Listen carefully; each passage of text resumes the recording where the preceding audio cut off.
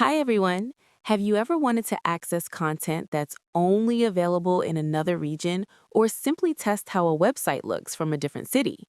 Today, I'm going to show you two very simple ways to change your location in Google Chrome. First, let's look at the built-in method.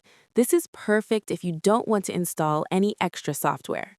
Step 1, open Google Chrome and go to the website where you want to change your location. Step 2, right-click anywhere on the page and select Inspect, or just press F12 on your keyboard to open the developer tools. Step 3, look for the three vertical dots in the top right corner of the DevTools panel. Click it, hover over More Tools, and select Sensors. At the bottom, you'll see the Location section. By default, it's set to No Override. Click the dropdown and you can choose a preset like London, Tokyo, or San Francisco. You can even select Other to enter specific latitude and longitude coordinates. Step 5, once selected, keep the DevTools window open and simply refresh the page. And there you go. The website now thinks you're browsing from your chosen city. The DevTools method is great, but it resets as soon as you close the inspector. If you need a more permanent or flexible solution, I recommend an extension called Location Guard.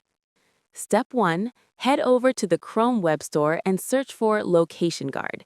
Click Add to Chrome to install it. Step 2, once installed, click the extension icon and go to Options. Step 3, in the Fixed Location tab, you can drag the blue pin anywhere on the world's map. Let's say we want to be in Paris. Just drop the pin there. Step 4, now go to the Default Level tab and set it to Use Fixed Location.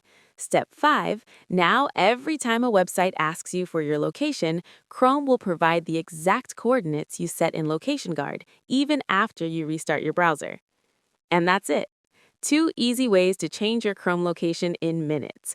Use developer tools for quick testing and Location Guard for long-term use. If you found this video helpful, please give it a thumbs up and subscribe for more tech tips. If you have any questions, drop them in the comments below. Thanks for watching, and I'll see you in the next one.